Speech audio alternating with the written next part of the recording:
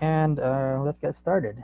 Um, so today we are going to be taught by Daniel Hana, and he's going to be teaching us Introduction to Python. So if you don't have any experience with Python, if you've never really coded before, this is a good opportunity for you guys to learn something. Perfect for beginners. So if you have any other um, anyone you know that is interested in Python or in coding in general, you can still invite them to this meetup. So, without further delay, I'll hand it over to Daniel. Daniel? Right. Hey everyone, I'm Daniel. I'm a software engineer back at CodeStack, and I have a decent amount of experience in Python. It's one of the more easy languages to get into because there's not as much going on with it, because Python was made to be a bit easier to read than other programming languages, which is why it's usually a good starting point for beginners. And without further ado, let's get started. So before you can actually write Python, you need to at least download it. Or if you don't want to download it, I shared in the Zoom a link to an online Python code editor. If you do want to download it, uh, you're going to go to python.org and just click on downloads. Look for the latest version of it and download whichever one is for your machine. So if you're using Mac, you'd use the Mac OS one. If you're on Windows, you'd use one of these Windows executables and all that jazz.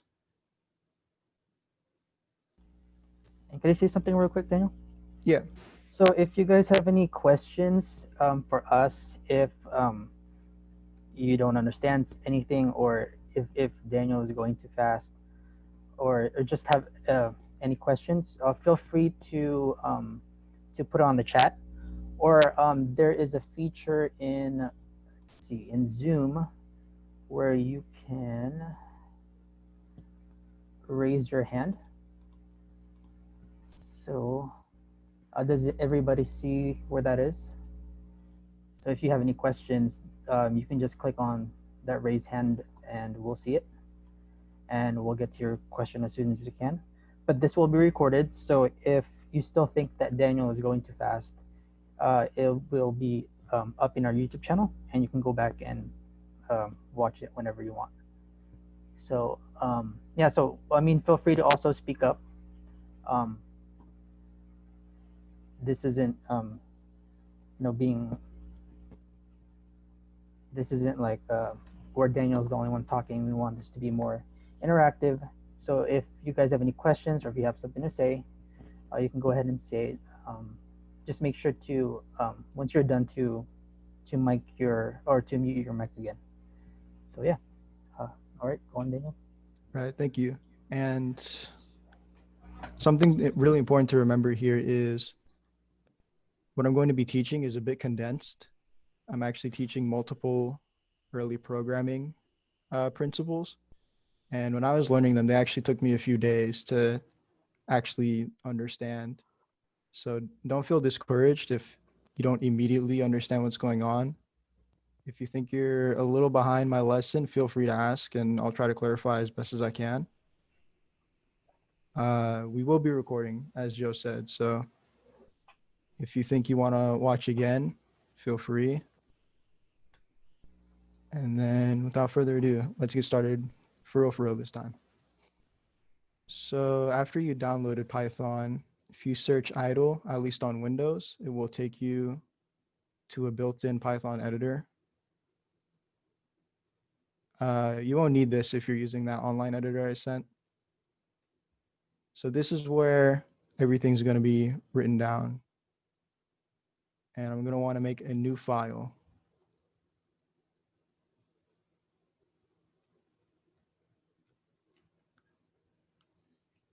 Now, when you make a new file, it's literally just a blank text file. There's nothing in it at all.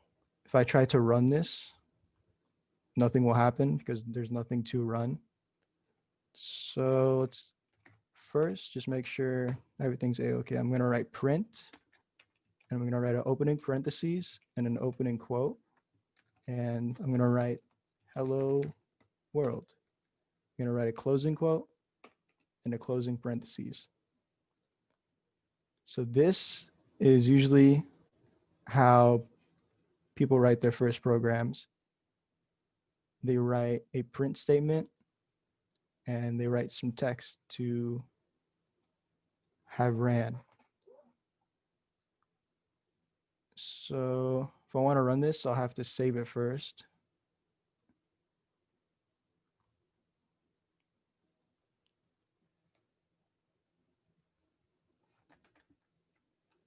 I'm sorry, did someone say something in the chat right now? I can't see it.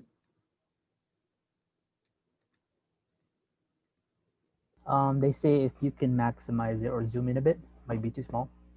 Oh, okay.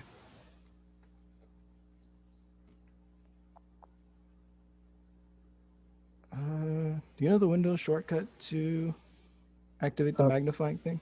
Control plus plus. Yeah. I'm not sure if that's it.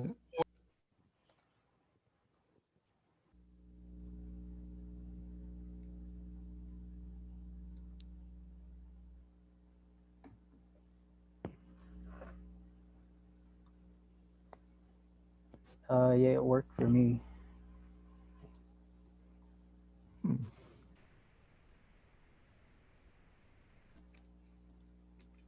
Oh, I think the Python editor might be messing with it.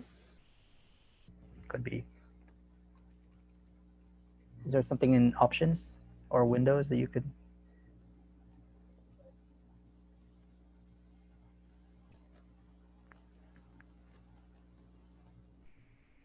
Nope. Go back to format.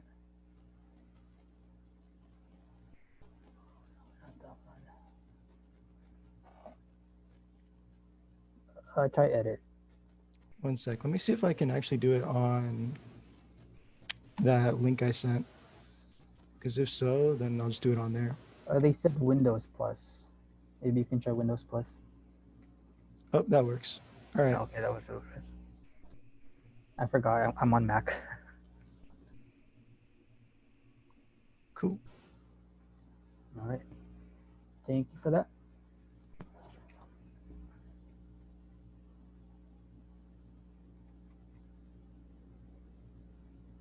All right. So is this better?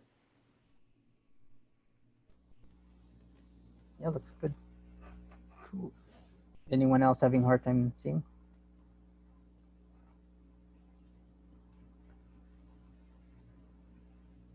Guess not. All We're right. good? Sorry for the Okay. interruption there.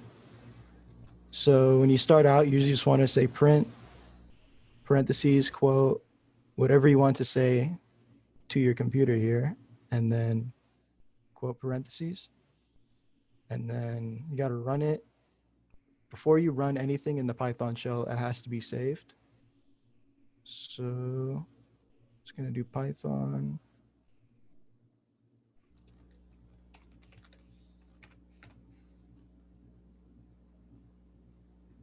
I'll call this CodeStack Meetup.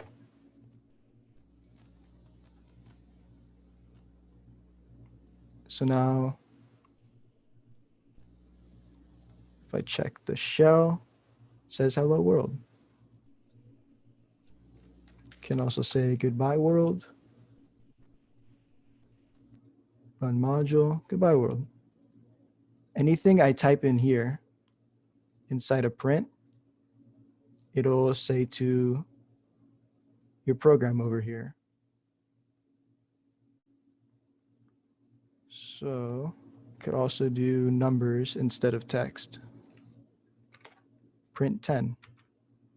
If I run that, it's the number 10. You could do print 10 plus 2.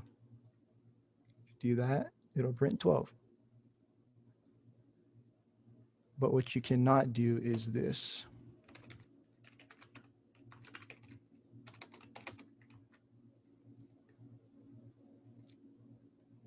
what I tried to do here was I tried to print text and then add the number 10 and then add the number 2. Python's getting a little confused here because it's saying, all right, you want text, but you also want me to do math.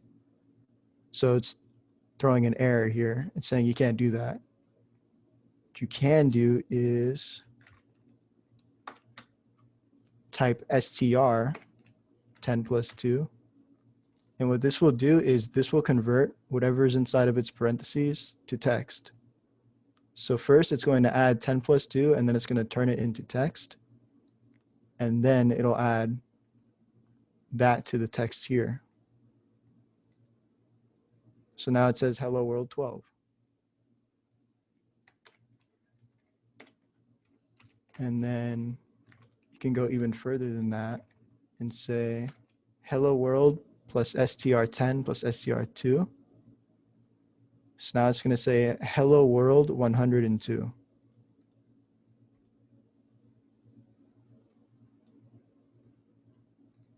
This is a very important concept in programming. Don't be discouraged if you don't understand what's going on immediately. But just know that programs, they don't like mixing up letters and numbers. You have to tell your program what's going on exactly. What I can also do, instead of storing just text, I can say my name equals Daniel. And I can say hello plus my name. And it says hello Daniel. This is what we call a variable. A variable is essentially something you save for later in a program. So I could have just done this and it would print the same thing. But what if I want to change my name? What if someone else is using this? What if Joe is running this program? I would want to say hello Joe. But how would I know either I'm using the program or Joe is?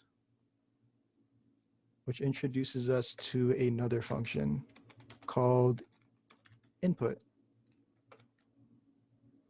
What input's going to do is it's going to print the same as the print function. It'll say something to the program that the user can read, but it will also accept some text from the user. So if I say, what is your name? And then closing parentheses. And am I going too fast or is this okay?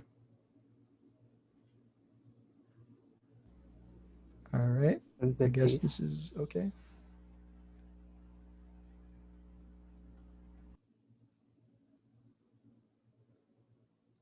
So input, and it's going to print, what is your name? So now I can type in Daniel and it'll say, hello, Daniel. This is what we call user input. You're saying something to the user and expecting to get something back, and then you're using that data.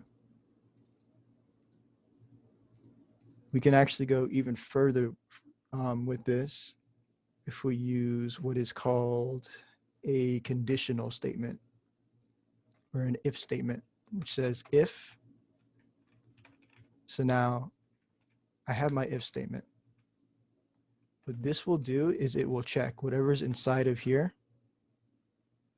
And if whatever's inside of my parentheses is true, it'll run some code. So I can say if my name equals Daniel, I can say wow, it's a cool name. And it's not going to say this for Joe because Joe's not a cool name. And also because I told my program to only run this part right here if my name is Daniel. Otherwise, it's only going to print hello plus my name. And you might also notice here I used 2 equal signs and here I used 1. We use 1 equal sign in programming when I say, hey, I want my name to be this. We use 2 equal signs if I'm saying, hey, I'm checking if my name is like this. This concept took me a long time to understand when I was first learning programming. So don't feel bad if it's not clicking right away for you. Just understand that if it's inside of an if statement, you need 2 equal signs. If you're trying to make something become another value, you need 1 equal sign.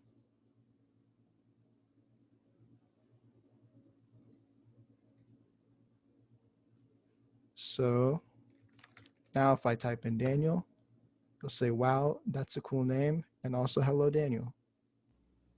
Daniel? Yeah. Let's see. One of them said that they had an EOF when reading a line. They have an error. EOF. Where do you know where where are you doing it this way, Daniel's way, or are you doing it on the website?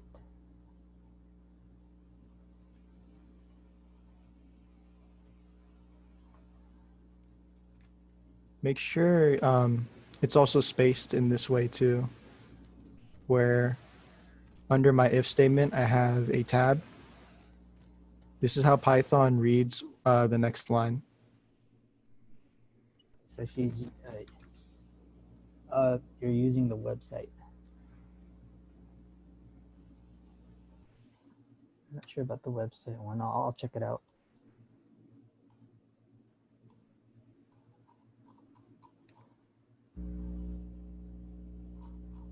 Okay, so I'll look into it and I'll see what I find. All right. So I also want something to print if my name is Joe and not Daniel. So what I can do is an elif. If my name equals Joe, print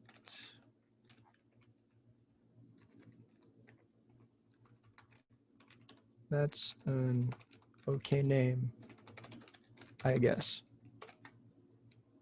So an elif statement, it's like an if statement, but it will only run if the if statement above it does not run.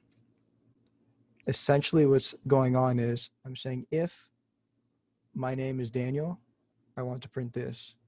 But if it's not Daniel and if it's Joe, print, wow, that's an okay name, I guess.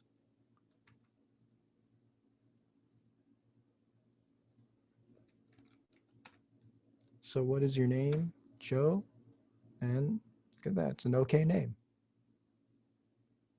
For either name that I select, it's still printing hello plus that name. I only want this to print if it's not one of these names because I already have something for both of those. So one last thing I can do here is an else statement.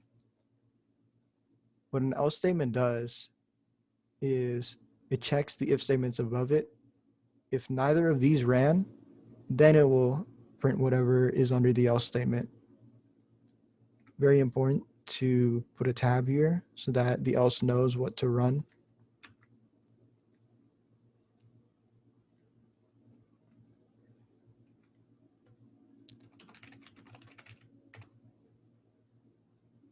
And look at that. My name is not Daniel and it's not Joe. So now I can say hello.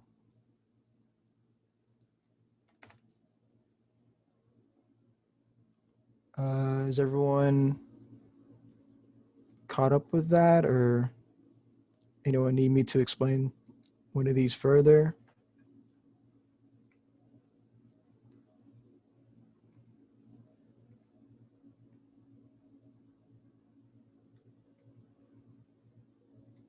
I'm not sure why, but I can't see the chat right now.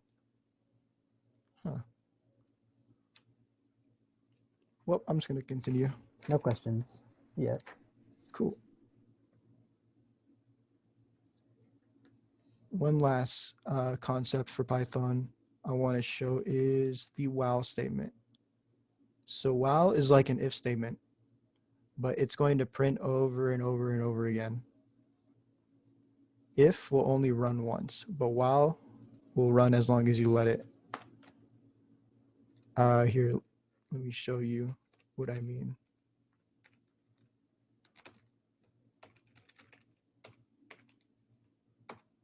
Colon, enter, I'm gonna print.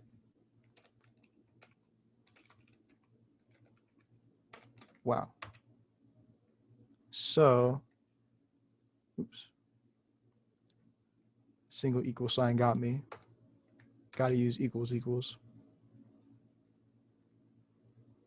So if I put Daniel, it's just gonna keep printing wow forever because my name will always equal Daniel.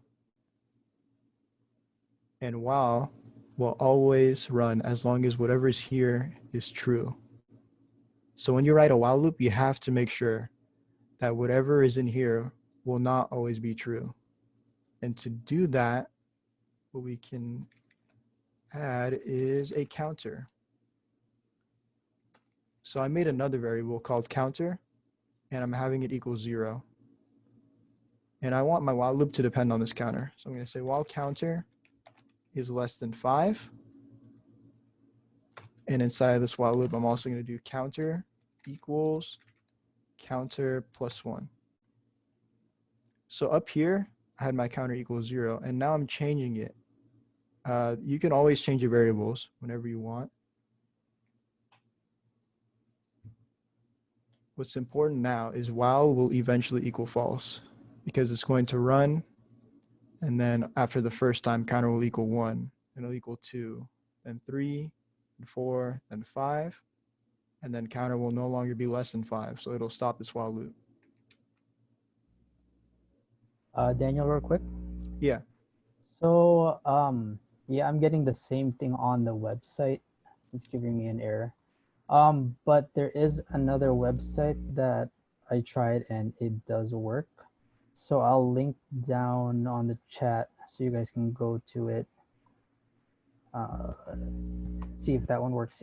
What you guys can do if you're using the website or if you're using Daniel's and you want to use this one is you can just copy paste your code and paste it on there and then just hit run and it will do the same thing. So if you guys have any problems with that, just speak up and just let us know. Okay. Cool. All right. All right. What was I saying? Oh, yeah. So while will eventually no longer be true, which will finally stop this from printing forever. That's a cool name. And then wow, wow, wow. So I've shown you inputs, variables, if statements, and loops. Now I'm going to show you how to use these concepts to make a functional game.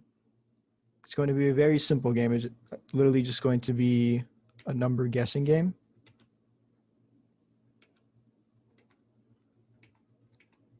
But for your first programming lesson, I'd say that's not a bad start. Also, what I'm doing here is I'm adding comments. The hashtag in Python represents a comment. And in programming, a comment is just something you want your program to ignore. So if I try running this, nothing will happen because as far as Python's concerned, there's nothing inside the program. Comments are good for the user, or not the user, the programmer to read, to just understand what's going on in the program. But otherwise, the program itself does not care about them at all.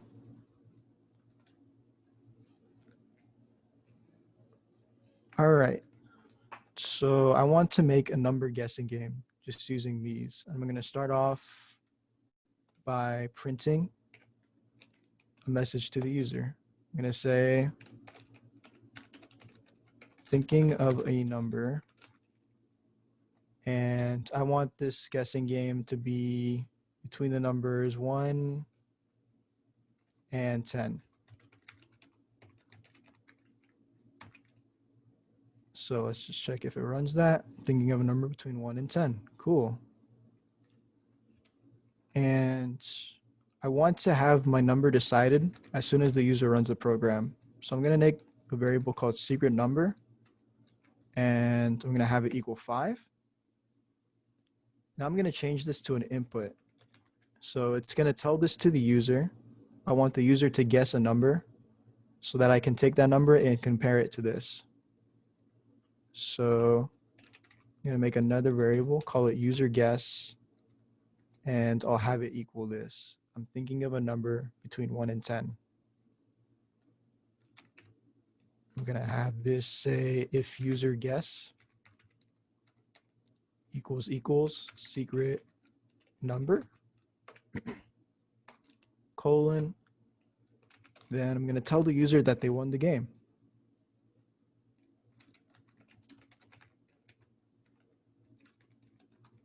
You win.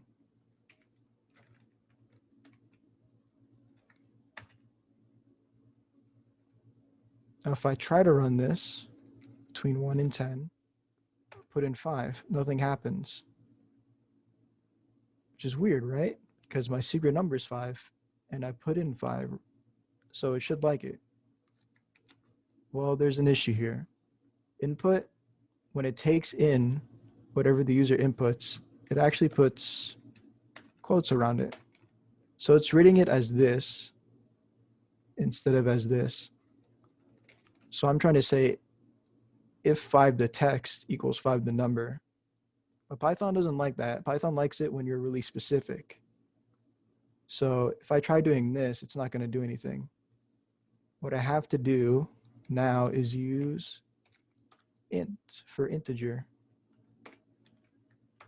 This will turn this into this. So now they can be compared. It's kind of like str, how str would turn this into this, but instead it will turn a character into a number. An important thing to remember in programming languages is that they're very specific. They don't like to compare text to numbers. They like to compare numbers and numbers and text to text. So now if I try running this, if I put in 5, now it likes it. I won. Cool. Well, I guess I don't have to make the rest of the program because I won. But what if I put in the wrong number?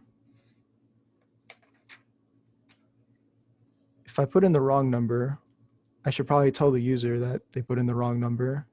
And I don't want the user to have unlimited tries. So I want to make another variable called attempts. And I'm going to have this equal 5 as well. And I want an elif statement right here that says if user guess, can't forget, got to put integer there, is greater than secret number.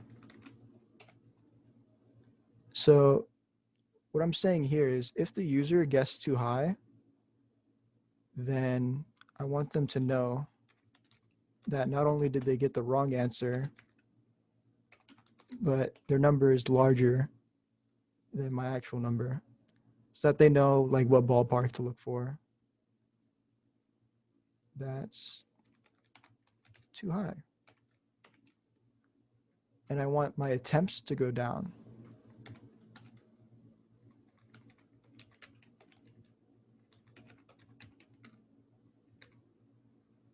So now the user has one less try and they know their guess is too high. So let's see if this works. So we know the secret number is 5 right now. So if I put in 6, no, that's too high. But now there's another problem. I don't know how many guesses I have left unless I'm the guy who wrote the program. But if I'm just someone that wants to play, all I know is that I guessed too high. I don't know how many tries I have left. So what I want to do at the end of this is print. Actually, no, I want it to be in here. I want to print you have plus str attempts guesses left. So now let's see if the user will know how many guesses they have left if they guess too high. So I'm going to put 7. That's too high. You have 4 guesses left. Okay, cool. What happens if they guess too low? Well, what we can do is just copy this, paste it right here, change that to a less than. That's too low. And now if I guess the number lower than 5, that's too low. You have 4 guesses left. Okay, cool. But I can't type anymore. The program's done because I'm just running all this once. And then Python's like, okay, nothing left to do here. And then it's closing down. So what I have to do next is make a while so that I can go back to the top here and guess again. But I can't just make the while based on anything or it'll run forever. So I want to say while attempts is greater than 0. So while the user still has attempts left, let them keep guessing. I'm going to put a tab here so that Python knows that all this code is part of this while loop. I'm going to save, and I'm going to run. So now I can try multiple times.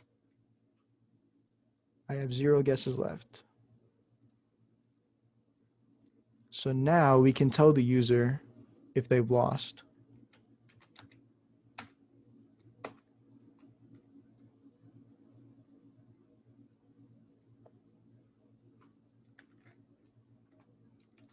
If temps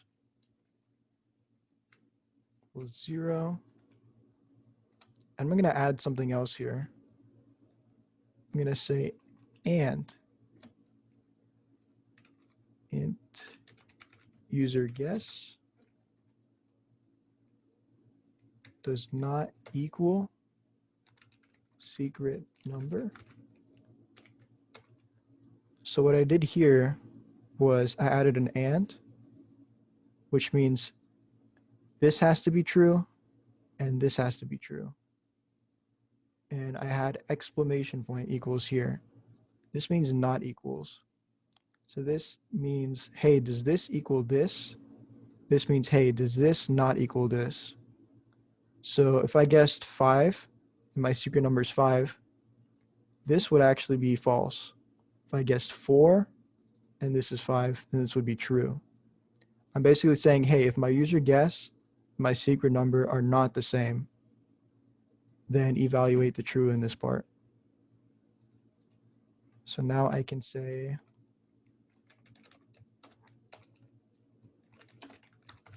you lose. That's too bad.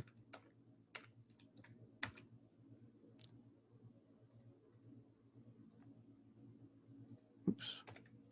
I guess Python doesn't want 2 ands.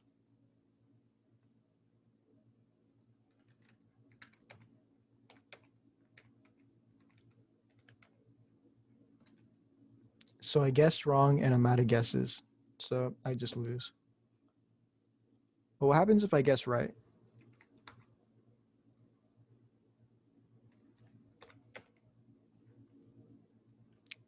Oh, I guess right. I won, but it's still going.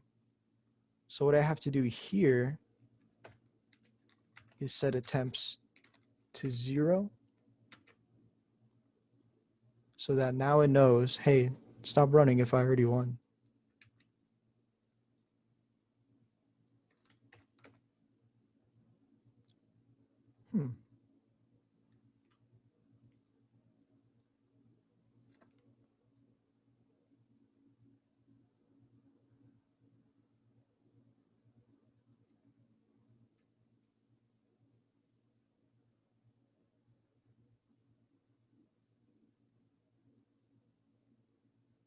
I know what's wrong here.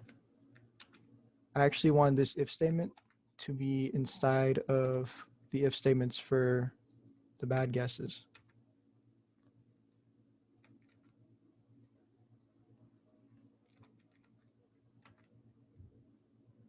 So what I'm doing here is if they guessed wrong and they're out of attempts, then let them know that they lose. I didn't need to add that big long if statement down there.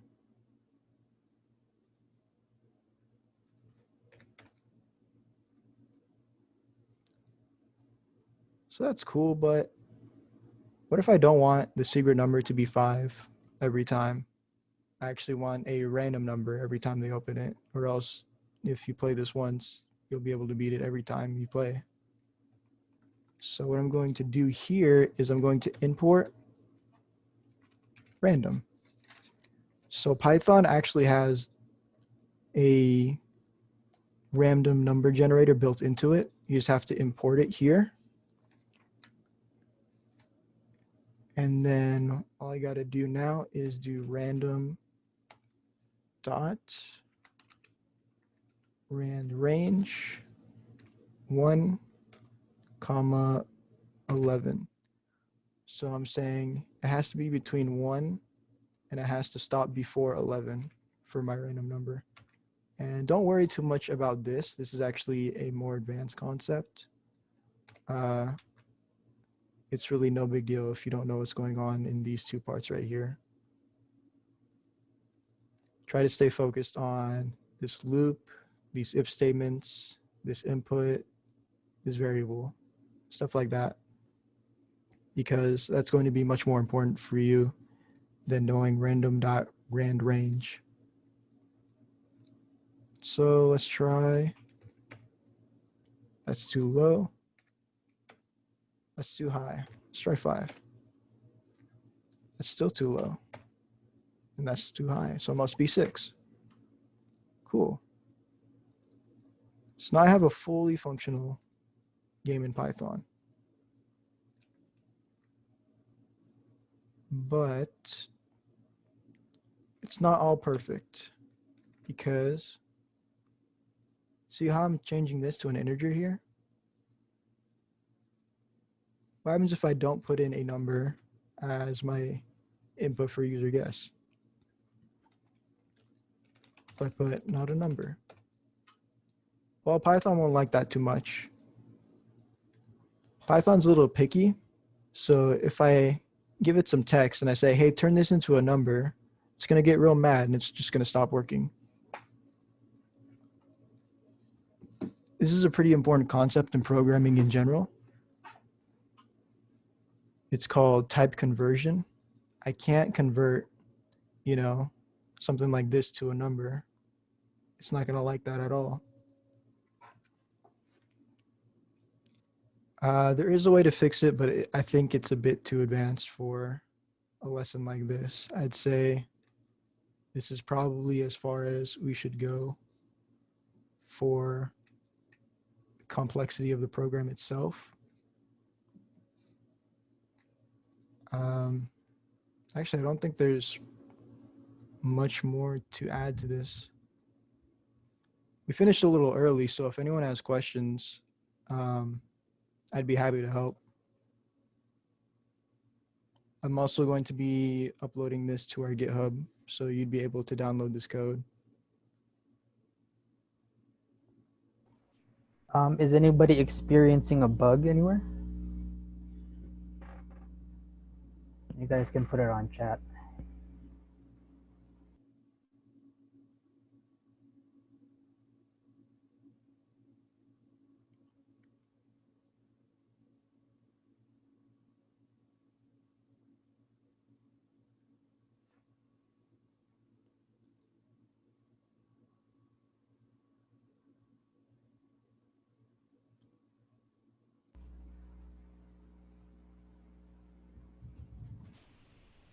So feel free to put down your questions if you guys have any.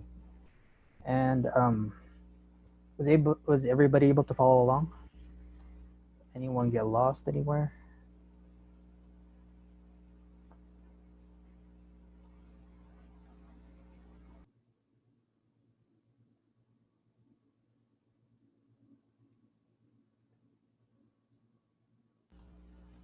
Cool. All right.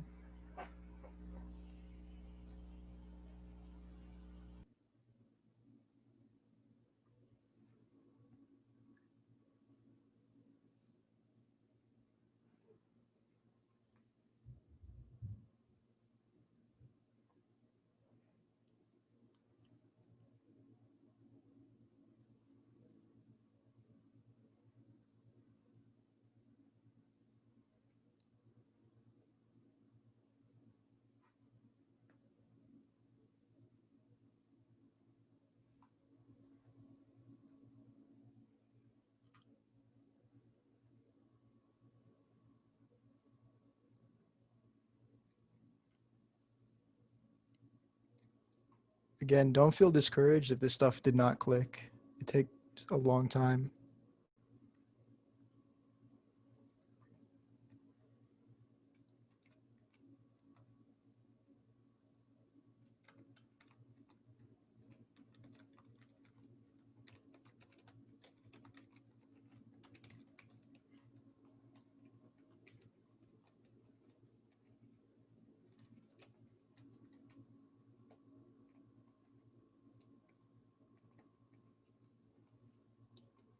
Is everything easier with two monitors? Yeah, I'd say so. Easier to read everything.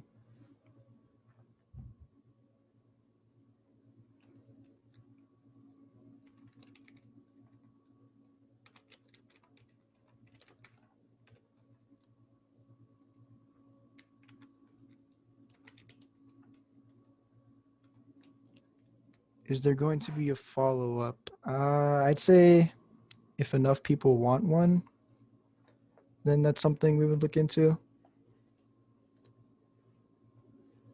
Because there's definitely more we can do with this, but I would need another hour to go a bit deeper, maybe another 2 hours.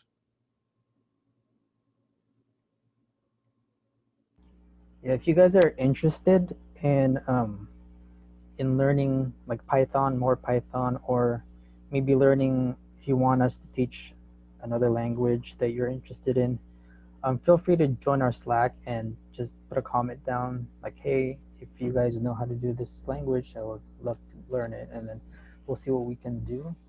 Some of our developers know how to teach that certain language.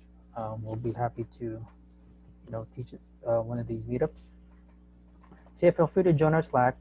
Um, Go to our YouTube page if you want to watch other videos other meetups that we did.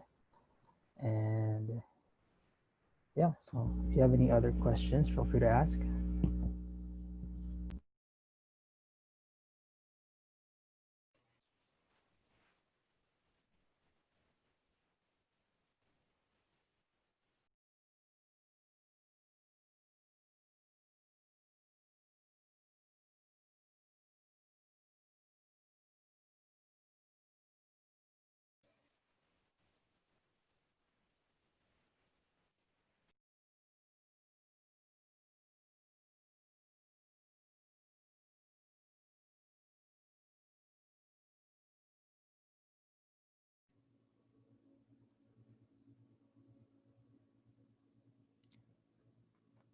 When would companies use different languages? Well, languages are kind of like tools. Use the right tool for the right job. Python, it has good uses in web development, machine learning, stuff like that. I think Google and Dropbox are really big on it right now. Companies would use other languages, say like SQL if they want to build a database, or JavaScript if they want to build a front end. It's really just what's the right tool for this job, not really what's the best language I want to use right now, if that makes any sense.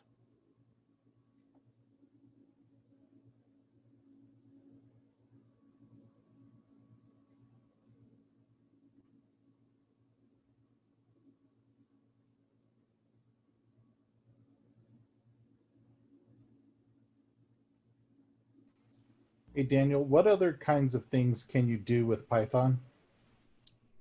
I'm glad you asked. You can make machine learning algorithms using Python. You can make backends using Python. I think you can even make front ends using Python. It's also used in some game development. It's pretty widely used. It's not like the fastest language in terms of compile time, but because it's so easy to read and write, a lot of people like to use it. I think it's one of the most widely used languages out there right now. I noticed when you were writing the code that some things you might see in JavaScript or Angular weren't there. Like, for example, I didn't see any curly braces being used. Is the compiler forgiving in that way, or is it just not used in the language? It's just not used as far as I'm aware, at least not in 3.0. What it does is it reads white space. So if you have a tab under something, it considers that like your curly bracket or the end of your line. So it's like a really clever way to get away from having to use those, all in the name of readability. Right on. Thank you.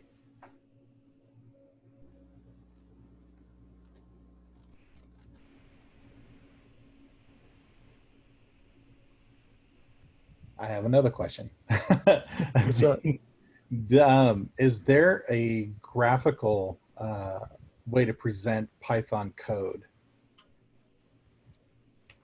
Mean like a Python GUI type of thing? More of a, what would you use as a front end, like buttons? Say you were going to create something that required buttons and input fields and things like that.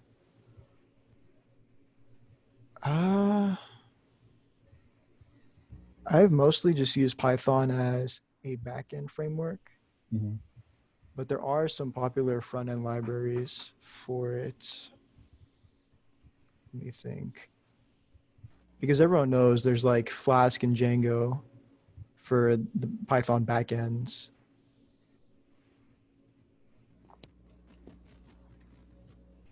I didn't mean to trip you up. No, I've just never thought of using Python for a front end. Or I, maybe not for a front end, but to connect. What would you use as the front end to connect to a Python backend? Python loves working with HTML, CSS, and JavaScript.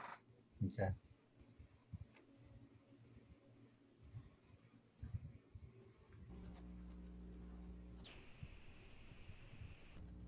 Daniel, Yeah.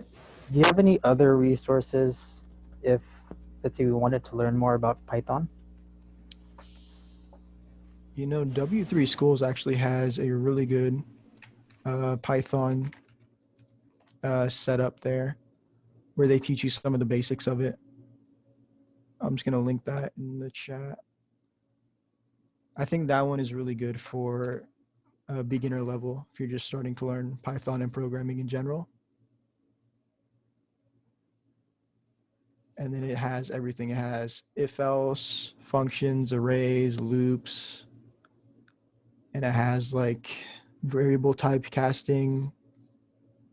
I think it also goes into some detail about how Python reads the next line using white space.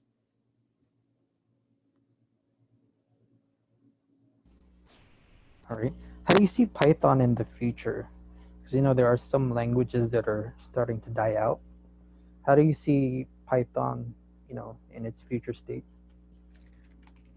Well, I definitely do not see Python dying out. I think Python's actually going to be more widely used because it's a very popular language for data science and machine learning. And those are two industries that are growing at insane rates right now. That is true. So if they wanted to do more of the back end machine learning type of programming, or they're interested in doing that, Python would be a good language to learn, right? Yeah, Python's just great for that kind of stuff. Plus, those guys make the big bucks.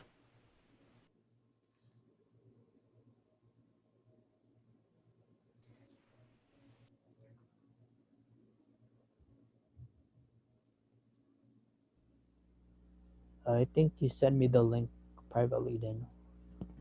Oh, I did. Here, I will send that to the chat right now.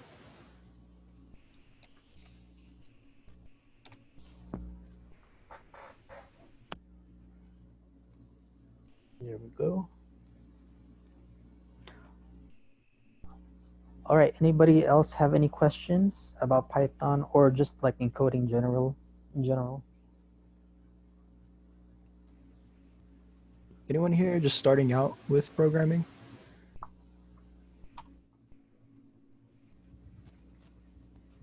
Yeah, you could if you guys want to make this a little more interactive, you guys can put down how many years you've been programming or what type of language you guys have been programming in.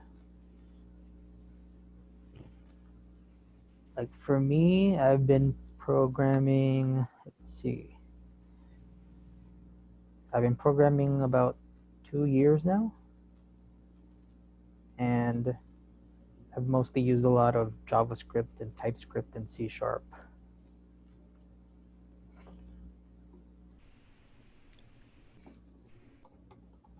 Oh, that's cool. HTML and CSS is really fun to learn.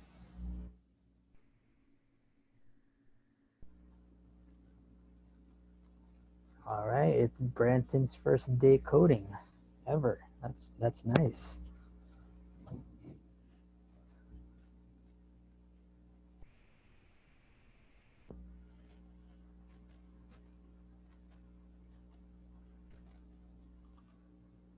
Oh, that's cool. I know Python, or not Python, IT and programming, they have some overlap. So I feel like you shouldn't have too much trouble getting into programming. And I'd say Python is probably a good starting point. Yeah, if you start learning a language, any language, of course, the easier the language, the easier for you to understand. But once you've learned a language and how logic works in programming, it gets a little easier to learn other languages. So, Oh yeah, for sure, because they all share the same concepts. yeah, pretty much. You're still going to be doing if statements and loops and variables, no matter what language you use. Yeah, so I haven't really looked into Python, but I was surprised their while loops are the same as other programming languages out there. Yeah.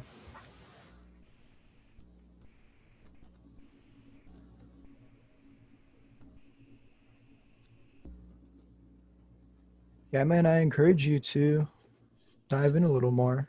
It's definitely something I'd recommend learning just because of how different it is from HTML and CSS. It'll kind of give you a more general understanding of programming.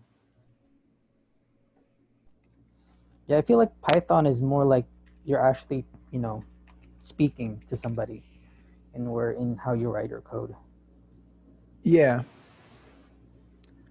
It definitely feels like you're giving orders to the computer. You're like telling it to do this and that.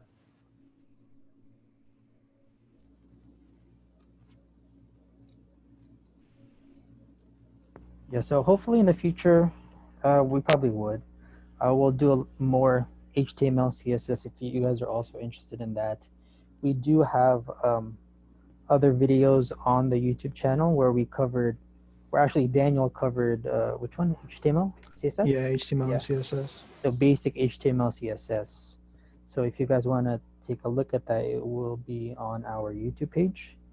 And we have all kinds of videos where, we talk about like HTML, CSS, more HTML. What did Zach do? Semantic HTML. If you want to learn more about semantic HTML, there's that. And if you guys aren't really interested in if you guys aren't really interested in like HTML, CSS, and want to do more programming, we do have other videos. I think Mark did the TypeScript one, and what did James do again? James has done a few Android ones, specifically Kotlin. Yeah, and then one of our other programmers, Zach, also did an introduction to Git. So if you guys want to get into Git, he goes into that too. And other Ionic Android projects, it's all on our YouTube channel. Lexi, mastering Python actually can help with learning C++ and Java. C++, Java, and Python, they're all what we call C-based languages, where they're all influenced by the C language, which is why C is called C++. So there's some design patterns that are common in all three of the languages. I'd say it would help you more with Java than with C++ because C++ is a very unique language, but it would still definitely help. Yeah, I'll send them over. 1 second.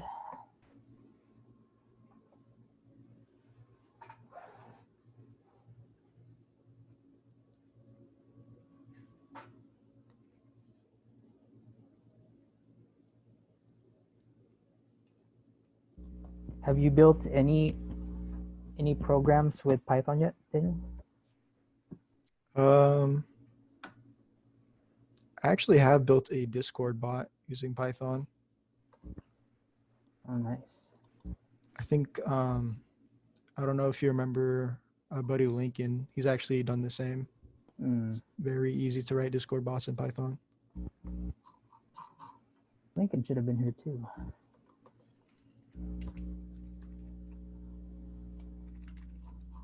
All right. So I posted all the links that we had in our previous messages to if anybody wants them again. And anybody else have any other questions? One last link. Here is learnpython.org. This will also be pretty useful for obviously learning Python.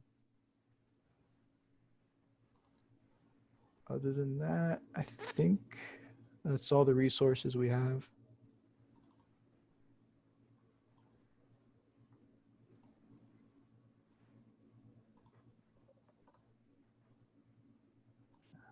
Let's see.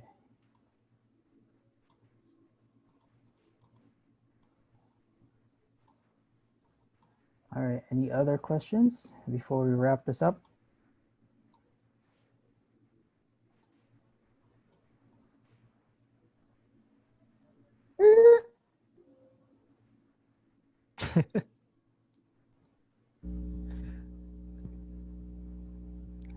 No, that's a yes.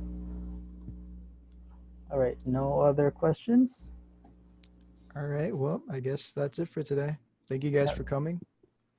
Yeah, so if you let's say you forgot that you wanted to ask us something, again, our Slack channel is available if you guys want to go there and ask us any other questions, and feel free to, don't be shy, and we'll have someone respond to your question as soon as we can. All right. So if there is nothing else, then we will be ending this meetup. Our next meetup will be in another 2 weeks on September 3rd, same time at 6, if you guys are interested. And we'll be posting what the meetup will be about on our meetup page. So if you guys have any other questions, feel free to go and Slack us. So yeah, if there are no other questions, thank you guys for coming and have a good evening. You guys are dismissed.